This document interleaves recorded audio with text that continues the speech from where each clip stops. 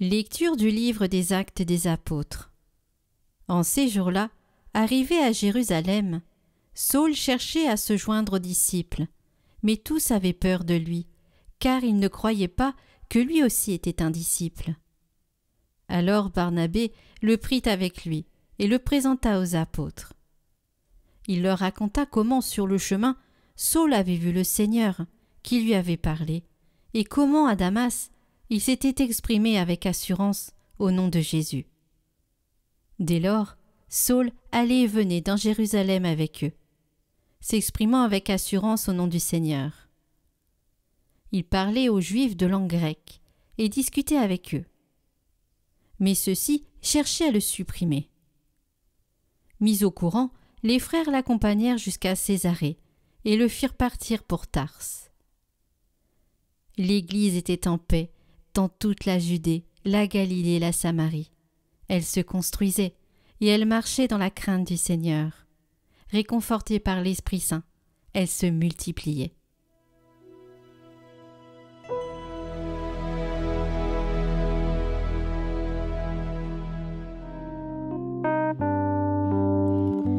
Tu seras ma louange, Seigneur, dans la grande assemblée.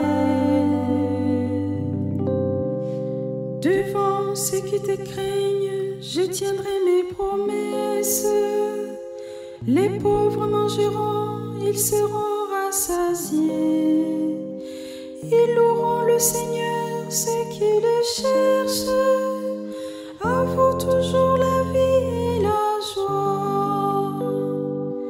La terre entière se souviendra et reviendra vers le Seigneur. Chaque famille de nations se prosternera devant lui. Oui, au Seigneur, la royauté, le pouvoir sur les nations. Et moi, j'ai vu pour lui, ma descendance le servira. On annoncera le Seigneur aux générations à venir. On proclamera sa justice au peuple qui va naître. Voilà son œuvre. Tu seras ma louange, Seigneur, dans la grande assemblée.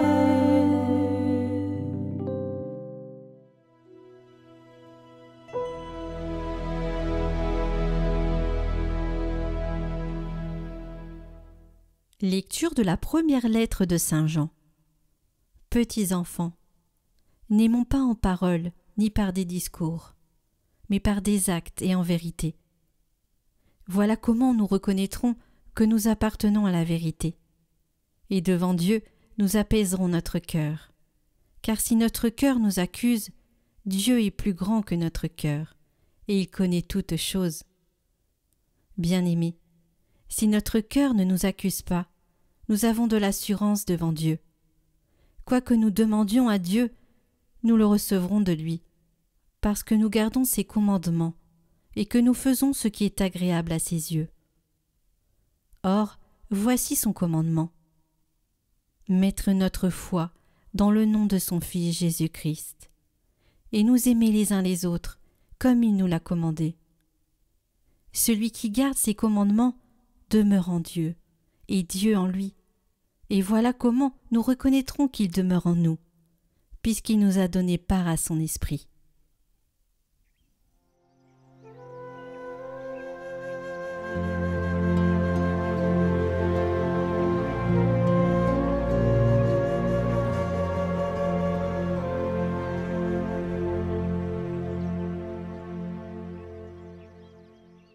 Évangile de Jésus-Christ selon saint Jean. En ce temps-là, Jésus disait à ses disciples : « Moi, je suis la vraie vigne, et mon Père est le vigneron. Tout sarment qui est en moi, mais qui ne porte pas de fruit, mon Père l'enlève. Tout sarment qui porte du fruit, il le purifie en le taillant, pour qu'il en porte davantage. Mais vous, déjà vous voici purifiés grâce à la parole que je vous ai dite. Demeurez en moi, comme moi en vous. De même que le sarment ne peut pas porter de fruit par lui-même, s'il ne demeure pas sur la vigne. De même vous non plus, si vous ne demeurez pas en moi. Moi, je suis la vigne, et vous les sarments. Celui qui demeure en moi, et en qui je demeure, celui-là porte beaucoup de fruits, car, en dehors de moi, vous ne pouvez rien faire. Si quelqu'un ne demeure pas en moi, il est, comme le sarment, jeté dehors, et il se dessèche. Les sarments secs, on les ramasse, on les jette au feu, et ils brûlent. Si vous demeurez en moi, et que mes paroles demeurent en vous, demandez tout ce que vous voulez, et cela se réalisera pour vous. Ce qui fait la gloire de mon Père, c'est que vous portiez beaucoup de fruits, et que vous soyez pour moi des disciples.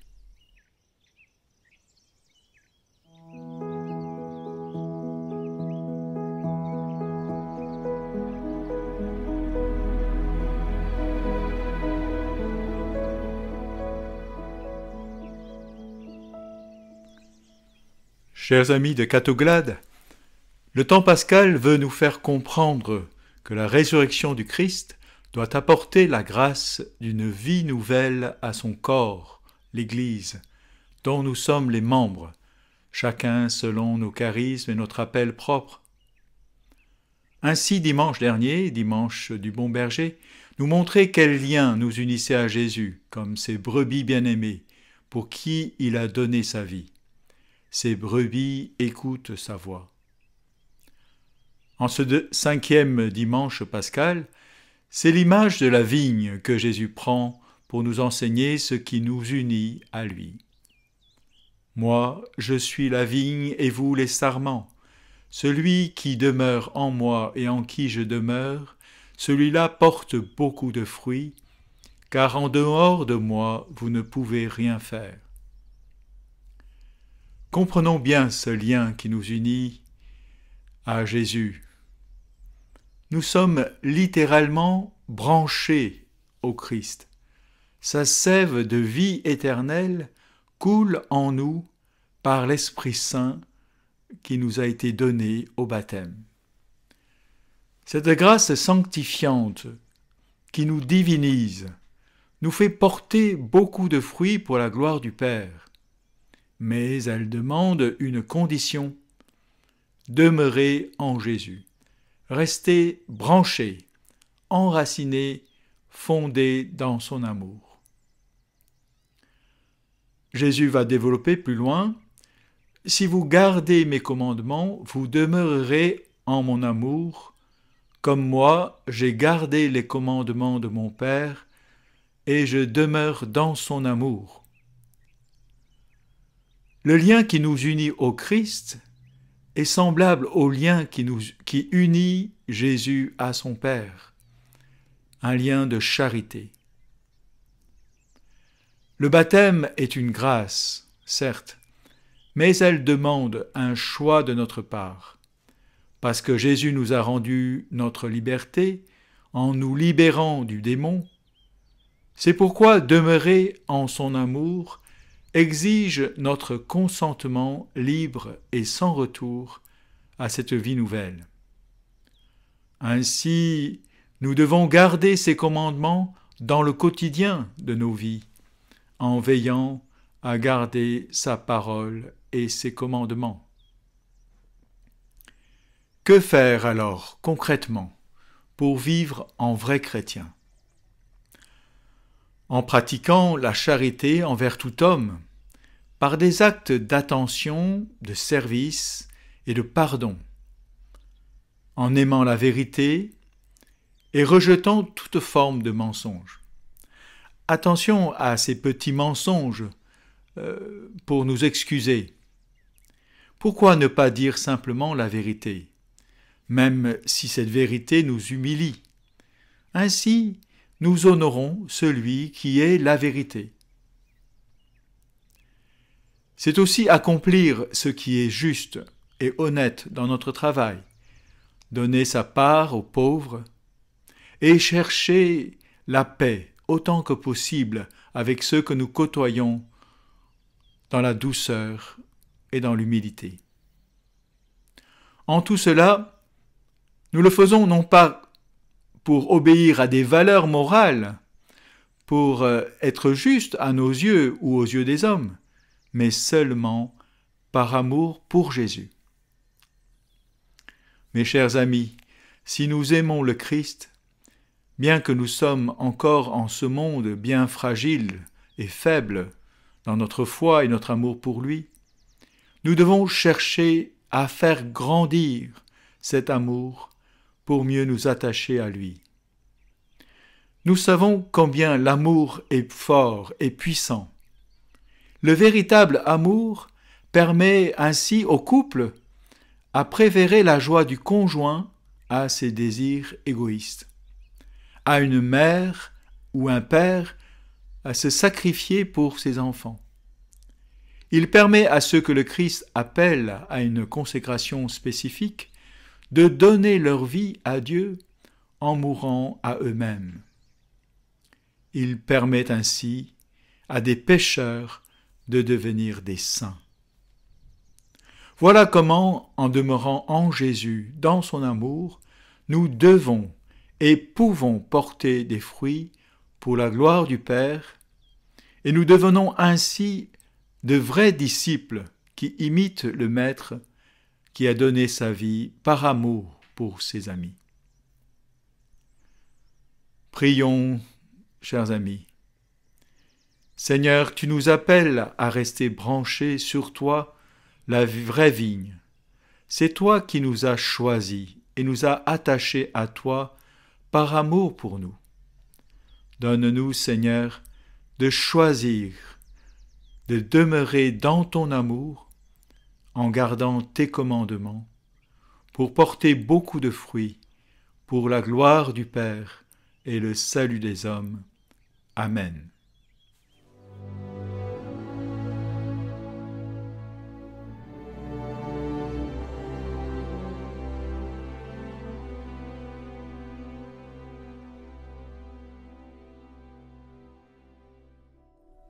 Au nom du Père, du Fils et du Saint-Esprit. Amen. Ô Saint Joseph, dont la protection est si grande, si forte et si prompte devant le trône de Dieu, je mets en toi tous mes intérêts et désirs. Ô Saint Joseph, assiste-moi par ta puissante intercession et obtiens pour moi, de ton divin Fils, toutes les bénédictions spirituelles par Jésus-Christ, notre Seigneur, de telle manière qu'ayant engagé ici-bas ton pouvoir céleste, je puisse offrir mes remerciements et mon hommage au Père qui nous aime. Ô Saint Joseph, je ne me fatigue jamais de vous contempler, toi et Jésus, endormis dans tes bras. Je n'ose pas approcher pendant qu'il se repose près de ton cœur. Embrasse-le en mon nom et baise sa tête délicate pour moi, et demande-lui de m'embrasser à son tour lors de mon dernier soupir. Saint Joseph, patron des âmes du purgatoire, prie pour moi. Je vous salue, Joseph, vous que la grâce divine a comblé. Le Sauveur a reposé dans vos bras et grandi sous vos yeux. Vous êtes béni entre tous les hommes, et Jésus, l'enfant divin de votre virginale épouse, est béni. Saint Joseph, donné pour Père au Fils de Dieu, priez pour nous dans nos soucis de famille, de santé et de travail, jusqu'à nos derniers jours, et daignez nous secourir à l'heure de notre mort. Amen.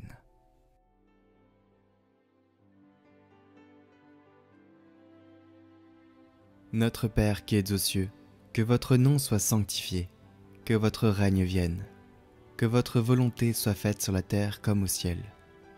Donnez-nous aujourd'hui notre pain de ce jour. Pardonnez-nous nos offenses, comme nous pardonnons aussi à ceux qui nous ont offensés. Et ne nous laissez pas entrer en tentation, mais délivrez-nous du mal. Amen. Je vous salue Marie, pleine de grâce, le Seigneur est avec vous. Vous êtes bénie entre toutes les femmes, et Jésus, le fruit de vos entrailles, est béni. Sainte Marie, Mère de Dieu, priez pour nous, pauvres pécheurs, maintenant et à l'heure de notre mort. Amen. Gloire au Père et au Fils et au Saint-Esprit, comme il était au commencement, maintenant et pour les siècles des siècles. Amen. Prions pour toutes les intentions déposées en commentaire cette semaine. Notre Père, qui es aux cieux, que ton nom soit sanctifié, que ton règne vienne, que ta volonté soit faite sur la terre comme au ciel. Donne-nous aujourd'hui notre pain de ce jour. Pardonne-nous nos offenses, comme nous pardonnons aussi à ceux qui nous ont offensés. Et ne nous laisse pas entrer en tentation, mais délivre-nous du mal. Amen. Je vous salue Marie, pleine de grâce. Le Seigneur est avec vous. Vous êtes bénie entre toutes les femmes, et Jésus, le fruit de vos entrailles, est béni. Sainte Marie, Mère de Dieu, priez pour nous pauvres pécheurs, maintenant et à l'heure de notre mort. Amen.